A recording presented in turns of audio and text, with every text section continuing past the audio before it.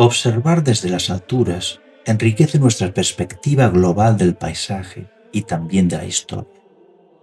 Desde los 1500 metros del puerto de Tarna, entendemos mucho mejor el papel que la barrera natural de la cordillera cantábrica supuso durante las guerras cántabras entre hispanos norteños y las legiones romanas.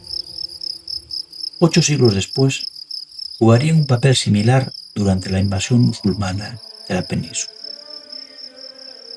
Durante los siguientes siglos, en el territorio de la actual provincia de Palencia, la caprichosa historia hizo coincidir la reconquista de las tierras castellanas con un florecimiento económico y cultural favorecidos por el incipiente peregrinaje a Santiago de Compostela.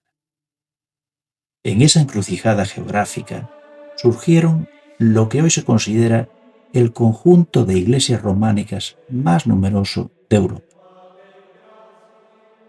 En este contexto, el románico se erigió como la manifestación visual del triunfo del cristianismo y del poder de la Iglesia.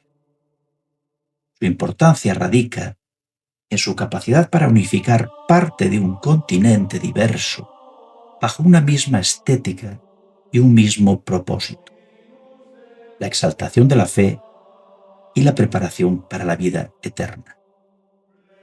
Este arte monumental, didáctico y simbólico transformó el paisaje de la Europa occidental y también dejó una huella indeleble, particularmente profunda en la península ibérica.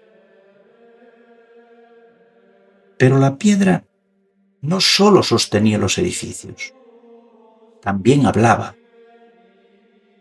En una sociedad mayoritariamente analfabeta, la escultura y la pintura románicas asumieron una función fundamentalmente pedagógica. Los tímpanos de las portadas y los capiteles de los claustros se transformaron en Biblias de piedra, relatando historias del Antiguo y Nuevo Testamento, el juicio final y símbolos que mostraban las virtudes cristianas y la necesidad del combate espiritual contra el mal. El objetivo no era la belleza estética o el realismo, sino la transmisión clara de un mensaje teológico.